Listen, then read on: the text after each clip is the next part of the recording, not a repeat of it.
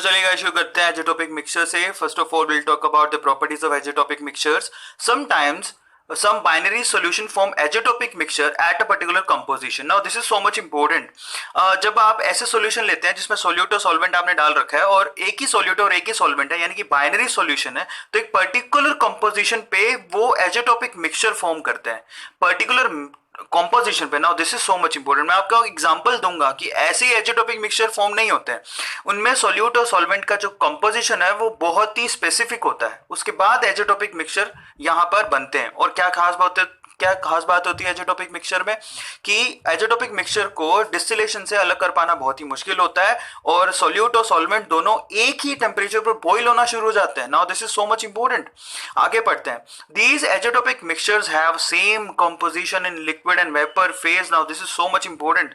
इनमें यह खास बात होती है कि इसमें चाहे आपने सोल्यूट और सॉल्वेंट दोनों को देखें, दोनों के लिक्विड फॉर्म में मोल फ्रैक्शन और गैसेस फॉर्म में मोल फ्रैक्शन इक्वल होते हैं, सोल्यूट और सॉल्वेंट दोनों के। ये खास बात होती है, तो प्रॉपर्टीज आपको ध्यान रखनी है।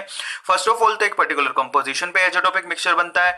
दूसरी खास बात क्या है कि यहां पर सोल्यूट और सॉल्वेंट उस पर्टिकुलर कंपोजिशन पे सेम टेम्परेचर पे बॉईल होना शुरू हो जाते हैं, कांस्टेंट टेम्परेचर पे बॉईल होना शुरू हो जाते हैं। और अगर कांस्टेंट टेम्परेचर पे दोनों बॉईल हो रहे हैं तो उनका फ्रैक्शनल डिस्टिलेशन से उनको सेपरेट कर पाना मुश्किल है। और तीसरी खास बात क्या है कि उनमें लिक्विड फेज में और वेपर फेज में जो मोल फ्रैक्शंस है वो इक्वल हो जाते हैं। तो ये खास बात होती है एजेटोपिक मिक्सचर्स में। अब देखिए एजेटोपिक मिक्सचर्स को समझें। ये ग्राफिकल रिप्रेजेंटेशन हमने रोल्ट में देखा है, एक्चुअली में थोड़ा बेंड करके बनाया है, इसको स्पेसिफाई किया है। आपको पता होगा जी, जो कि नॉन आइडियल सॉल्यूशंस होते हैं उसमें जो ग्राफ है ये पॉजिटिवली डेविएटेड ग्राफ है P वर्सेस X का रोल्ट के हिसाब से। अब आप खुद सोचिए कि जैसे जैसे आप यहाँ पर देखिए, यहाँ से यहाँ जाते हैं तो मोल फ्रैक्शन चेंज होते हैं, तो सोल्यूट से सॉल्वेंट मिक्स होते रहता है, तो यहाँ पर मोल फ्रैक्शंस भी पर्टिकुलरली चेंज होते हैं। सो फाइनली होता कुछ यूं है कि जैसे जैसे आप यहाँ पर मोल फ्रैक्शन चेंज करते जाते हैं, यहाँ पर प्रेशर जो होता है वेपर प्रेशर वो भी चेंज होने लगता है। एक पर्टिकुलर मोमेंट ऐसा आता है कि यहाँ पर एक पर्टिकुलर कंपोजिशन पर वेपर प्रेशर मैक्सिमम होता है उस पर्टिकुलर सॉल्यूशन का। Now this is so much important. उस मैक्सिमम वेपर प्रेशर पर ही एजेटोपिक मिक्सचर तैयार होता है। जैसे कि ethanol plus water, ethanol plus water 95% पर आपका वेपर प्रेशर मैक्सिमम होता है उस सॉल्यूशन का, और वहां पर उसी पर्टिकुलर कंपोजिशन को हम लोग एजेटोपिक मिक्सचर भी कहते हैं। 95% उसमें इथेनॉल होता है और 5% उसमें वाटर होता है। तो इथेनॉल प्लस वाटर आपके पास एजेटोपिक मिक्सचर देते हैं, लेकिन कौन सी कंपोजिशन पे? 95% इथेनॉल और 5% वाटर। ये बहुत ज्यादा इंपॉर्टेंट है। तो देखिए जैसे जैसे आप पहले तो प्योर इथेनॉल था, तब इतना कुछ वेपर प्रेशर नहीं था, लेकिन इथेनॉल प्लस वाटर पे आपके पास मैक्सिमम वेपर प्रेशर निकल के आता है, तो उस पर्टिकुलर पॉइंट को हम लोग एजेटोपिक मिक्सचर बोलते हैं। और खास बात, क्योंकि वेपर प्रेशर ज्यादा है तो वेपर तो ज्यादा बन रही है, इसका मतलब वहां पर बॉइलिंग पॉइंट क्या हो जाएगा? कम। ठीक है, क्योंकि वेपर ज्यादा बन रही है। तो अगर मैं यहाँ ग्राफिकल रिप्रेजेंटेशन दिखाऊं तो जरा सोचो, ये P वर्सेस X और ये T वर्सेस X है। अगर वेपर की प्रेशर ही ज्यादा है, वेपर बहुत ज्यादा बन रहा है, इसका मतलब आसानी से वो बॉईल हो जाएगा, तो उसका मतलब उस पर्टिकुलर पॉइंट पर जो बॉइलिंग पॉइंट है वो मिनिमम हो जाएगा। तो ऐसे एजेटोपिक मिक्सचर्स को हम लोग क्या बोलते हैं? मिनिमम बॉइलिंग पॉइंट एजेटोपिक मिक्सचर बोलते हैं। वेपर प्रेशर हाई है तो बॉइलिंग पॉइंट कम हो जाएगा, बहुत सिंपल है, क्योंकि आसानी से बॉईल हो पाएगा, तो इसको बोलते हैं minimum boiling point mixtures, minimum boiling point azeotropic mixtures. जैसे एग्जांपल मैंने आपको दिया इथेनॉल प्लस वाटर। सो ये कंपोजिशन पर होता क्या है? देखिए यह कंपोजिशन पर होता कुछ यूं है कि आपको पता है इथेनॉल का जो बॉइलिंग पॉइंट है वो कितना होता है? 353 केल्विन, और वाटर का बॉइलिंग पॉइंट कितना होता है? 373 केल्विन। पर इस पर्टिकुलर कंपोजिशन पर, मतलब 95% इथेनॉल और 5% वाटर पर, इनका जो बॉइलिंग पॉइंट है कम हो जाता है, और वो बॉइलिंग पॉइंट 353 से कम हो जाता है। और इस बॉइलिंग पॉइंट पर ये दोनों साइमल्टेनियसली बॉईल होना शुरू हो जाते हैं। इसका मतलब इस पर्टिकुलर कंपोजिशन पे वाटर और इथेनॉल को अलग कर पाना मुश्किल है। ऐसे ही सॉल्यूशंस को हम लोग क्या बोलते हैं? बेसिकली एजेटोपिक मिक्सचर बोलते हैं। और जिसमें बॉइलिंग पॉइंट कम हो जाता है, ऐसे सॉल्यूशन को मिनिमम बॉइलिंग पॉइंट एजेटोपिक मिक्सचर बोलते हैं, जिसका एक एग्जांपल मैंने दे दिया। इसका मतलब जो एजेटोपिक मिक्सचर होते हैं वो दो तरह के होते हैं, एक तो मिनिमम बॉइलिंग पॉइंट एजेटोपिक मिक्सचर और एक मैक्सिमम बॉइलिंग पॉइंट एजेटोपिक मिक्सचर। तो मिनिमम बॉइलिंग पॉइंट को जिसमें होता है पॉजिटिव डेविएशन, जैसे हमने यहाँ देखा ये पॉजिटिव डेविएशन है, और मैक्सिमम बॉइलिंग पॉइंट एजेटोपिक मिक्सचर में नेगेटिव डेविएशन वाले लेते हैं, यानी कि जिसमें P और X का ग्राफ जो होता है वो नीचे की तरफ फ्लाई करता है। तो अगर पॉजिटिव डेविएशन वाला है तो उसमें टेम्परेचर कम हो जाएगा, बॉइलिंग पॉइंट जो है वो कम हो जाएगा, और अगर नेगेटिव डेविएशन वाला है तो उसमें टेम्परेचर बढ़ जाएगा, क्योंकि उसमें अट्रैक्शन बढ़ गया है तो ज्यादा बॉइल करना पड़ेगा। तो ऐसे सॉल्यूशंस को हम लोग क्या बोलते हैं, मैक्सिमम बॉइलिंग पॉइंट एजोटोपिक मिक्सचर बोलते हैं। तो एजोटोपिक मिक्सचर वो होते हैं जहां पर एक पर्टिकुलर कंपोजिशन पर आपका जो बॉइलिंग पॉइंट है वो सिमिलर हो जाता है, उसके बाद फ्रैक्शनल डिस्टिलेशन से उन सॉल्यूशंस में से सोल्यूट और सॉल्वेंट को अलग कर पाना मुश्किल हो जाता है। जैसे कि पॉजिटिव का यानी कि मिनिमम बॉइलिंग पॉइंट एजोटोपिक मिक्सचर का एग्जांपल है 95% इथेनॉल एक्वस सॉल्यूशन, और मैक्सिमम बॉइलिंग पॉइंट यानी कि नेगेटिव डेविएशन वाले का एग्जांपल है 68% HNO3 plus water solution. Examples मैंने साथ दे के रखे हुए हैं, जरा गौर कीजिए।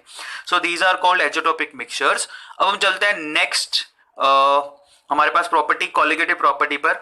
Now this is so much important. अगली कोलिगेटिव प्रॉपर्टीज को हम लोग डिस्कस कर रहे हैं। हमको पता है कि कोलिगेटिव प्रॉपर्टी डिपेंड करती है सोल्यूट की क्वांटिटी पे सिर्फ और सिर्फ, और यहाँ पर जो भी कोलिगेटिव प्रॉपर्टी हम डिस्कस करेंगे वो हाल फिलहाल ऐसी है जिसमें कि सोल्यूट कैसा डाला गया है, non dissociated non associated solute डाला गया है, क्योंकि ये डिस्कशन आगे हम वेंट और फैक्टर में करेंगे जब डिसोसिएटेड और एसोसिएटेड सोल्यूट डाले जाएंगे। सो उनके बारे में डिस्कशन आगे होगा वेंट और फैक्टर में। तो चलिए दूसरी प्रॉपर्टी को लेते हैं। First of all second property, first property हमने पढ़ ली RLVP। सेकंड प्रॉपर्टी क्या है, एलिवेशन इन बॉइलिंग पॉइंट। पहले हम लोग समझे कि ये कोलिगेटिव प्रॉपर्टी क्यों है। देखिए उससे पहले भी एलिवेशन इन बॉइलिंग पॉइंट से पहले बॉइलिंग पॉइंट होता क्या है। जनरली बॉइलिंग पॉइंट हम लोग बच्चे बोलने लगते हैं कि जिस पर्टिकुलर टेम्परेचर पर जो आपका लिक्विड है वो वेपर फेज में कन्वर्ट होने लगता है वो बॉइलिंग पॉइंट हो। आइए उसके फ्रेश डेफिनेशन पर चलते हैं। बॉइलिंग पॉइंट उसको नहीं बोलते हैं, टेक्निकल डेफिनेशन थोड़ी चेंज हो गई है तो उसको जरा समझे बॉइलिंग पॉइंट क्या होता है ना। Boiling point is that temperature at which liquid's vapor pressure is equal to atmospheric pressure. Now this is so much important. उसको हम लोग बॉइलिंग पॉइंट बोलते हैं।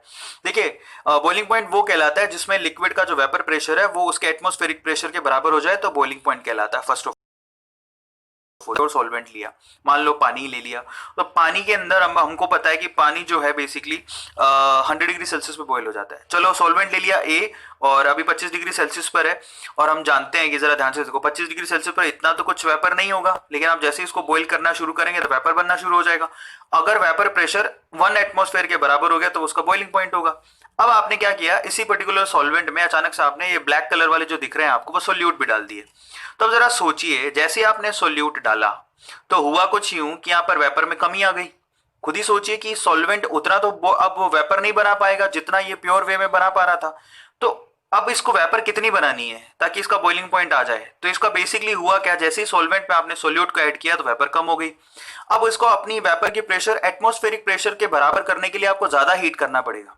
इसका मतलब उसका जो बॉइलिंग पॉइंट है, जैसे ही आपने प्योर सॉल्वेंट में सोल्यूट को ऐड किया तो बॉइलिंग पॉइंट तो बढ़ गया, मतलब 1 एटमॉस्फेयर प्रेशर के बराबर आता तब उसका बॉइलिंग पॉइंट निकल के आता। अब आपने जैसे सोल्यूट ऐड किया इसके अंदर तो उसका जो वेपर प्रेशर तो कम हो गया। अब अगर उतना ही वेपर प्रेशर इसको बनाना है तो बेसिकली ज्यादा बॉइल करना पड़ेगा, इसलिए यहाँ पर लिखा है एलिवेशन इन बॉइलिंग पॉइंट। आगे देखते हैं तो और अच्छे से समझ में आएगा, जरा चेक कीजिए। Now look at it.